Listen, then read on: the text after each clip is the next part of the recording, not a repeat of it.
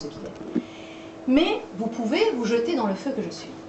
Et une fois que vous vous serez jeté dans le feu, à ce moment-là, vous pourrez au moins, vous ne pourrez pas me voir, mais vous pourrez vous unir à moi. Vous deviendrez de même nature. En réalité, ils étaient déjà de même nature, puisque l'âme humaine est déjà de même nature que le divin. Simplement là, ils ont brûlé tout ce qui était comme les scories en fait de leur nature, et donc ils peuvent retourner. Ils sont devenus acceptables pour pouvoir se jeter dans le feu. Et donc, ils se jettent dans le feu, et là, nous dit Hathor, pendant qu'ils cheminaient la parole, donc ils s'annihilèrent donc cette fois pour toujours, et l'ombre disparut dans le soleil enfin. Pendant qu'ils cheminaient, la parole régnait. Une fois le but atteint, il ne resta plus rien, ni début, ni fin, ni guide, ni chemin. Et c'est pourquoi ici, la parole s'éteint. Et en général, quand j'arrive là, la parole s'éteint. Mais là, aujourd'hui, j'avais envie de vous faire un petit cadeau et de vous dire qu'en fait, la parole ne s'éteint pas là. Et c'est peut-être ça. C'est-à-dire que la plupart du temps, quand on raconte l'histoire, y compris moi-même, parce que je suis prise de court, et d'ailleurs, mon heure est achevée en l'occurrence. Comme je suis prise de court, j'arrête l'histoire là. Puis c'est commode. Ici, la parole s'éteint, voilà. Mais c'est pas très très honnête. Parce que Hathor nous dit, en fait, que l'histoire continue. La parole s'éteint et puis elle recommence. C'est ça la magie de la poésie de Hathor. Et il ajoute,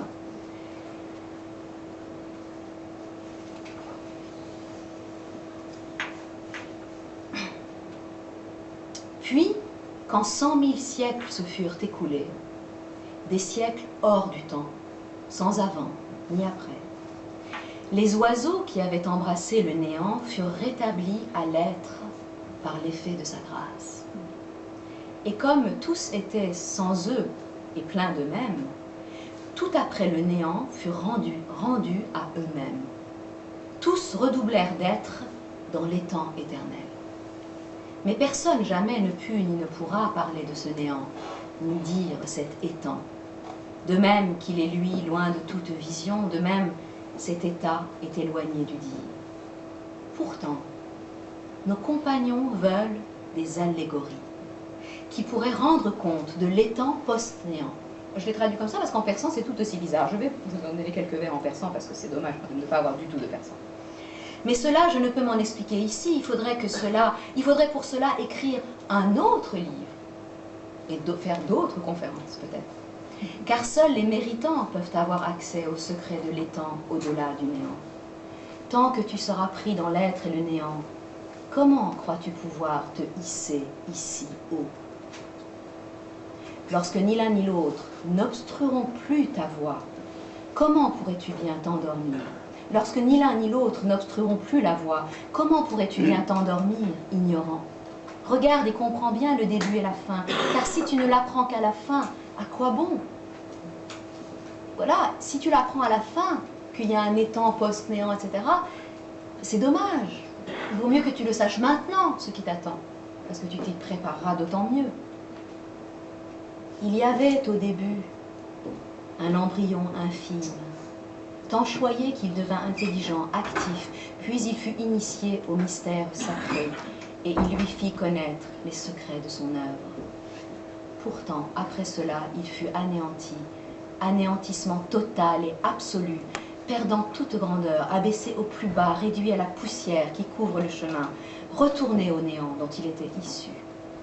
Alors, il révéla sans mystère caché, au creux de ce néant, sans lui, pourtant à lui. Après vint l'étang pur, éternel, don suprême, faisant du vil néant une gloire sublime. Et toi, que sais-tu donc de tout ce qui t'attend? Reviens à la conscience et pénètre en toi-même. On arrive à la fin et il nous dit recommencer au début, comme il l'a dit de son œuvre. À chaque fois qu'on croit être arrivé à une fin, il faut recommencer au début. À chaque fois, il y a des cycles comme ça qui se terminent dans l'histoire à l'intérieur de l'œuvre. Il dit on va faire silence, maintenant c'est fini, on ne peut plus parler. Et il faut recommencer le travail. On n'a jamais fini. C'est pourquoi Hathor est le poète, vraiment le poète, de l'amour infini. Pas seulement parce que l'amour est infini, mais parce qu'en réalité, l'être est infini. Soi-même, nous sommes des êtres d'infini. Et que nous n'aurons donc jamais, jamais cessé d'explorer en nous-mêmes cet infini.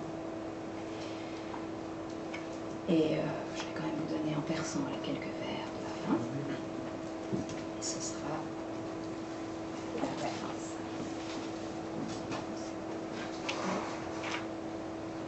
چون برآمد 100,000 قرن بیش، قرنهای بی زمان نه پس و نه پیش، بعد از آن مرغان فانی را به ناز بی فنای کل به خود دادند باز.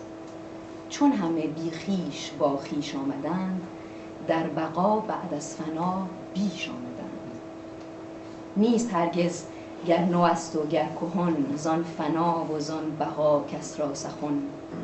همچنان کو دور دور است از نظر، شرح این دور است از شرح و خبر. لیکن از راه مثال اصحابنا، شرح جستند از بقا بعد الفنا. آن کجا اینجا توان پرداختن، نو کتابی باید آن را ساختن.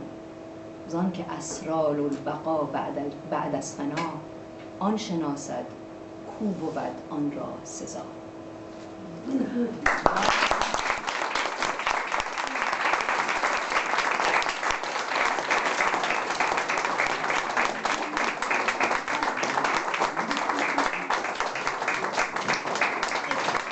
Pardonnez-moi de m'envoler comme un oiseau, je dois attraper un avion. Mille merci. Elle est merveilleuse. Mille merci, vraiment. Très très jolie. Simplement, un seul mot, merveilleuse. Alors, j'invite Monsieur Ambari de venir, Monsieur Maître Hossein Ambari, sociologue. Il va jouer pour nous le Ney.